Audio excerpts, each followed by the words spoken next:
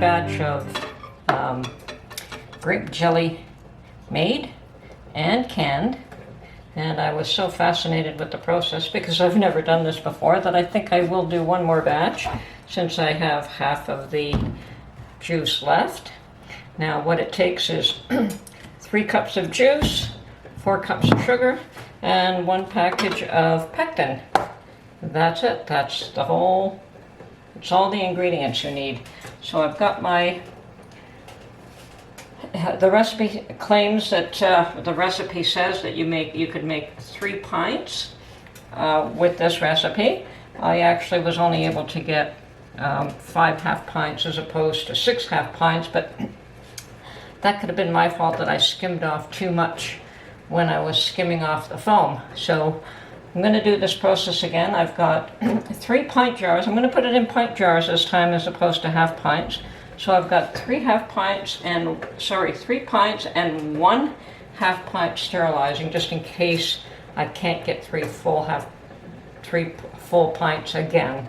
So they're on the stove sterilizing as we speak, right here. So I'll put them on the back burner until we need them. And I'm going to measure out my 3 cups of juice. This measuring cup holds 4 cups. And I think we're just there. Absolutely. So this container would have 6 cups. And we're right at the 3. Perfect. Okay. So we'll pour that into the pot.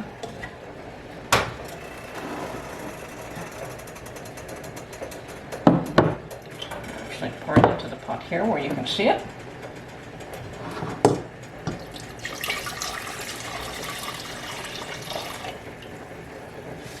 And then put that aside. Now I'm going to put this on the stove to boil.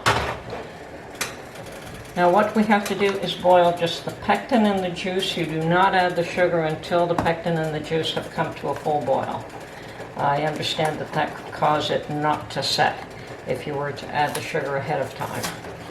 So we will do what the recipe calls for, and sometimes being precise helps.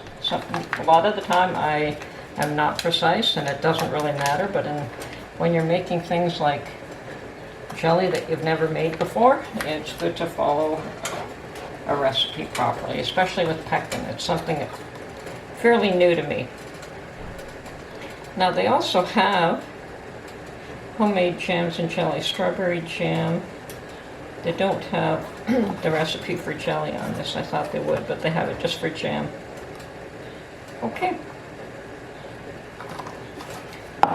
Anyway, we will add the 1 package of pectin.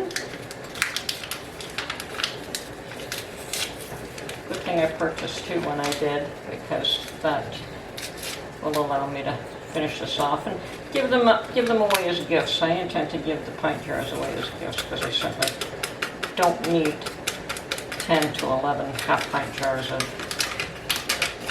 one kind of jelly. It would last a year in this house, if not longer. So I'm going to whisk this so that it doesn't get lumpy. Now the last time I think I also had the heat up a little too high when it came to a boil after I added the sugar, so I had to take it off the heat because it seemed to overboil. But we'll have to watch that this time. Okay, I'll get back to you when this has boiled. Now all you do is make sure that you keep whisking until it's boiled. And once it has come to a boil, that's when we add the sugar and not before. Okay, this has come to a boil. And I'm going to turn down the heat now because I certainly had it up too high the last time. And take that off just for a minute.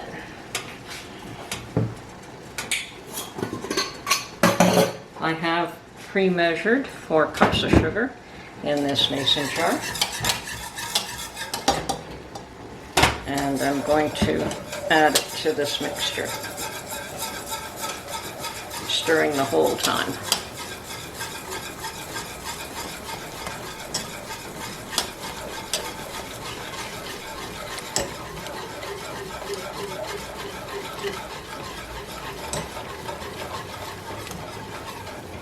Good thing we don't eat all the jelly all at once.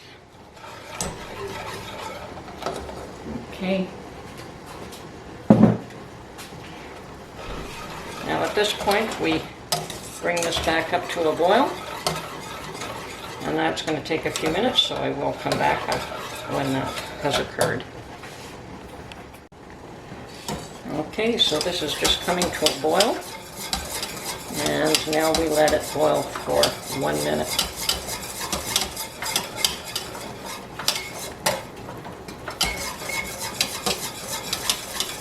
And once again, I may have had the heat up too high, and it just takes a little while to bring it down, so I've got to watch this so it doesn't overflow. May have to take it off the burner again. But I'll just keep stirring, and hopefully the foam will not overflow the pot. Next time, learn to use a bigger pot. Anyway, that's half a minute.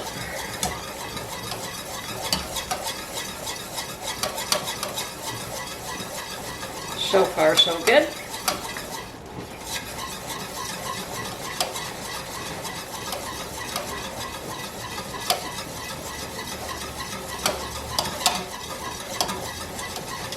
I wouldn't have to work so hard at it if I used a larger pot. There we go. Okay, 5 more seconds and then I can take it off the heat entirely. There we go.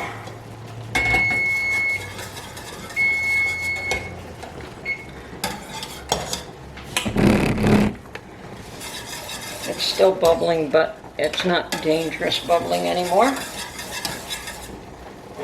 And I'm just going to let that sit and settle, because the last time I did try to scoop out the foam far too quickly, and I think I took out a lot of jelly with it as well.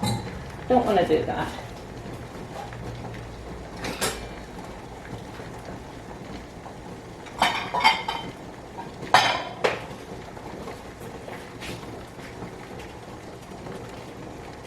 Not quite yet. So meanwhile, I will prepare. My jars here are ready, and actually leave them there for the time being. Get some vinegar in a bowl to wipe the rims. I have my lids ready and rings ready, so it's just waiting for the foam to settle down just a bit. Now, yes, I understand that you can put butter in there, and that will help to separate the foam. I'm going to try not using butter in my jelly at this point. Perhaps another time I may attempt that method. There we go. It is separating itself quite nicely. I guess I was in just too much of a hurry the last time. Give it another minute.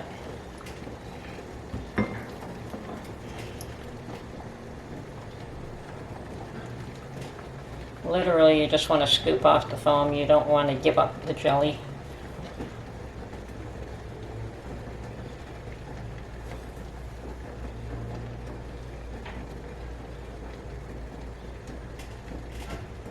Okay. Now, what can I use to lift that out with? Perhaps this will work.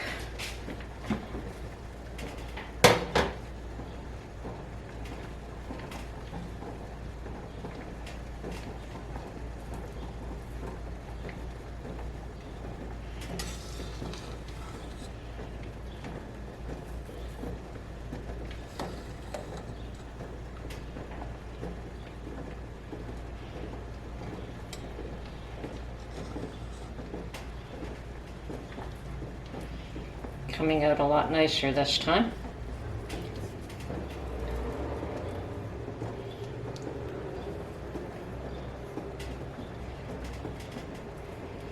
I think a second spatula would work better. perhaps this brush.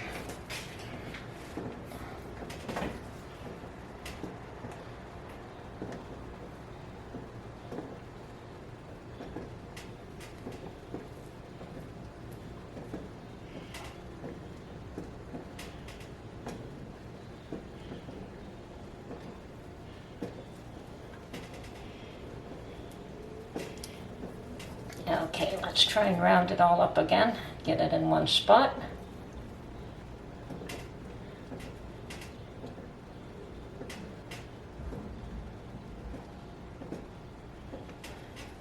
And at this point, I may even opt just for a spoon.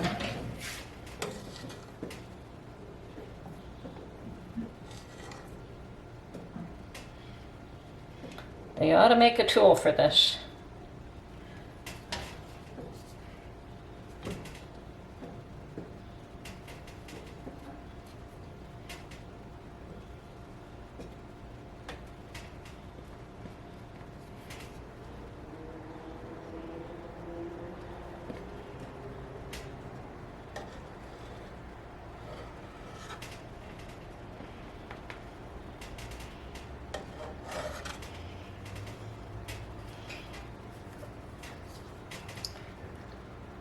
I'm thinking that's about as good as it's going to get. Okay.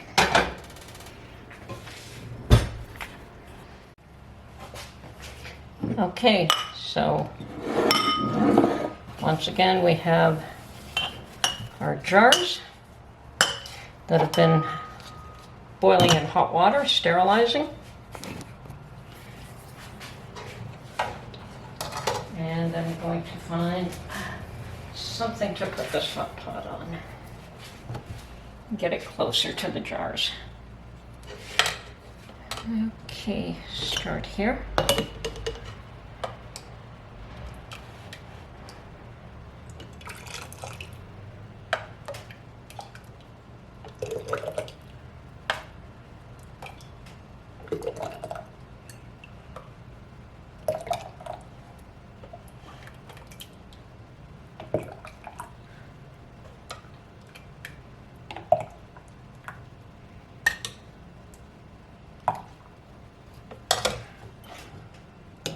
Once again, I sort of doubt that we'll get 3 full pints.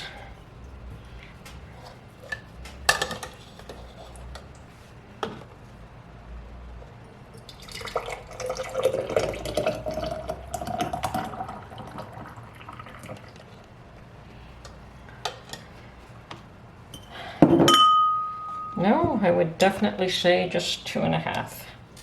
Same as the last batch. So 5 half pints rather than 6 half pints as the recipe says. Okay.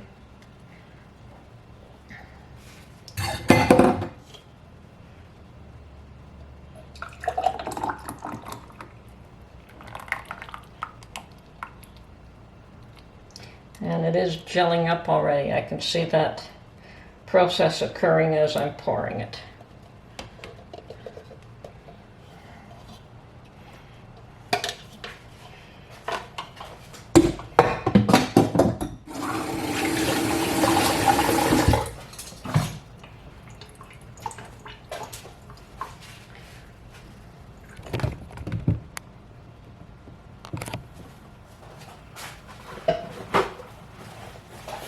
Again, we want to clean off the rims before we put the lids and the rings on. So rim number 1, rim number 2, might as well do it all at once, and the 3rd. Okay. And once again, the lids have been soaking in hot water. They've been washed. They don't need to be boiled anymore. The recommendation was at one time to boil them to soften the rubber bits on there, but now they're saying no. I think that they've put less rubber and it doesn't have to be softened up before use. Okay, so now for rings.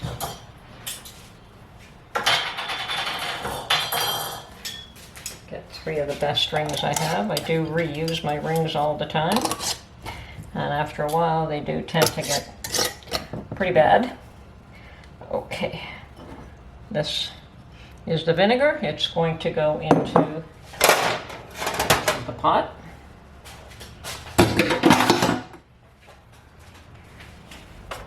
Okay.